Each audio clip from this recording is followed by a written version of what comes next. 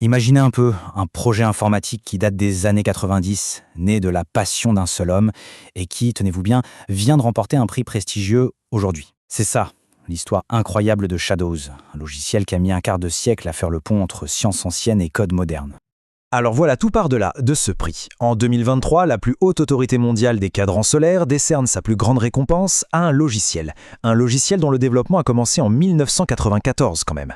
Du coup, la question qu'on se pose tous, c'est mais qu'est-ce qu'il a de spécial ce logiciel pour être récompensé un quart de siècle plus tard? Eh bien, ce logiciel, il a un nom, Shadows. Et derrière Shadows, il y a son créateur François Blatteyron. C'est lui qui a reçu tous les honneurs. Alors allons-y, plongeons dans l'histoire de ce projet, vraiment pas comme les autres. Mais attendez, avant d'aller plus loin, il faut qu'on parle d'un mot un peu technique, mais qui est essentiel, la gnomonique. Alors la gnomonique, qu'est-ce que c'est? C'est tout simplement l'art et la science de créer des cadrans solaires. C'est un mélange assez fascinant d'astronomie, de maths et même d'un peu d'art. Et c'est justement ça, le cœur du logiciel Shadows. Bon, maintenant qu'on a posé les bases, comment est-ce qu'un projet aussi pointu a bien pu voir le jour? Eh bien la réponse elle est assez belle en fait. C'est la fusion de deux passions. Les deux passions de la vie de son créateur. Et la meilleure personne pour nous expliquer, c'est le créateur lui-même. Il nous donne sa recette, et sur le papier, elle a l'air simple. Il faut connaître les cadrans solaires, et il faut savoir programmer. Point. Sauf que, cette double compétence, eh bien, elle est rarissime. Et c'est ça la vraie clé de tout. Et regardez, cette recette, on peut la visualiser.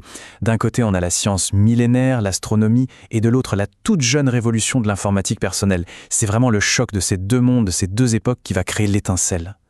Quand on regarde son parcours, on se dit que c'était presque une évidence. François Blatteyron était vraiment fait pour ce projet.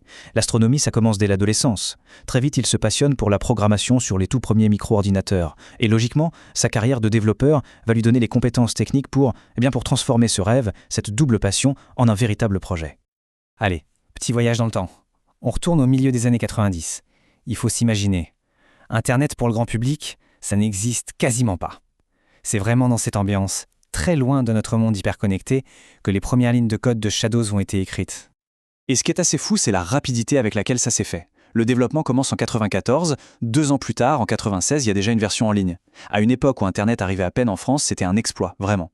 Et la version 1.0, la version officielle pour Windows 95, elle arrive dans la foulée, en 1997. Pour vous donner une petite idée de l'ambiance de l'emploi, il y a une anecdote géniale. Le créateur raconte qu'il y avait tellement peu de gens connectés à Internet dans sa ville que le fournisseur d'accès, il organisait des déjeuners tous les mois juste pour que les abonnés se rencontrent. Vous imaginez ça aujourd'hui, c'est impensable. Et très vite, le projet se fait remarquer. Il ne passe pas du tout inaperçu. Il gagne un net d'or, c'était une sorte de prix pour les meilleurs sites de l'époque, et il a même droit à un passage sur la radio RTL. Ça prouve bien que dès le départ, l'originalité du projet a tapé dans l'œil. Bon, avoir un bon départ, c'est super. Mais la vraie question, c'est comment un projet personnel comme celui-là fait-il pour durer plus de 25 ans? Comment il survit et même comment il s'améliore? La réponse, en fait, elle tient en deux choses. Un dévouement personnel absolument incroyable et la force d'une communauté qui n'a cessé de grandir.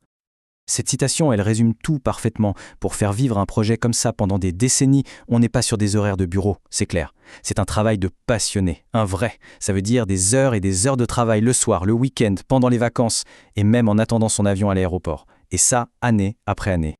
Et si on regarde les chiffres, ils sont assez parlants. 5 versions majeures. Ça veut dire que le logiciel a été réécrit, repensé 5 fois en profondeur. Il est disponible en 17 langues, c'est énorme pour un projet aussi spécialisé. Et bien sûr, le chiffre clé, plus de 25 ans de développement, sans interruption. Mais le plus intéressant, c'est peut-être ça. Shadows n'est pas resté un projet solitaire. Pas du tout. La communauté des utilisateurs est devenue un vrai moteur. Ce sont eux qui ont aidé à trouver les bugs au début, ce sont eux qui ont demandé de nouvelles fonctions, de nouveaux types de cadrans solaires, et surtout c'est grâce à cette communauté mondiale que le logiciel a pu être traduit en 17 langues, le rendant accessible partout sur la planète. Mais le projet n'a pas fait qu'évoluer.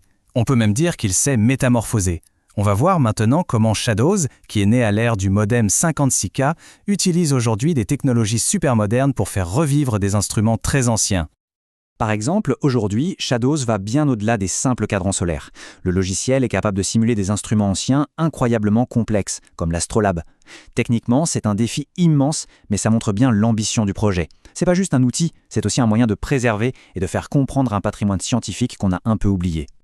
Et là, on arrive au changement le plus spectaculaire. Le logiciel est passé des calculs et des dessins en 2D à de la modélisation 3D interactive. Qu'est-ce que ça veut dire? Ça veut dire qu'on peut créer son cadran solaire en 3D, le faire pivoter dans tous les sens et surtout voir en temps réel comment l'ombre se déplace avec le soleil.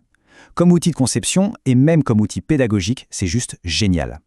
Bien sûr, ce passage à la 3D, ça ne s'est pas fait tout seul comme par magie. Derrière cette interface qui a l'air toute simple, il y a des technologies assez pointues comme OpenGL et même un moteur 3D qui a été développé sur mesure pour le logiciel.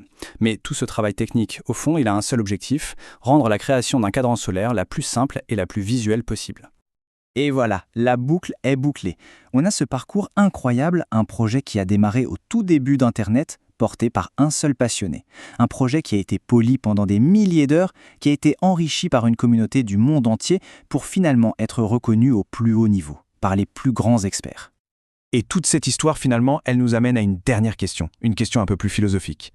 À notre époque, où on a l'heure à la nanoseconde près sur nos téléphones grâce aux horloges atomiques, à quoi ça sert de maîtriser une ombre? Quelle est la valeur de tout ça? Peut-être qu'au fond, le but, ce n'est plus seulement de savoir l'heure qu'il est, mais plutôt de se reconnecter à un instant au mouvement silencieux et grandiose du cosmos.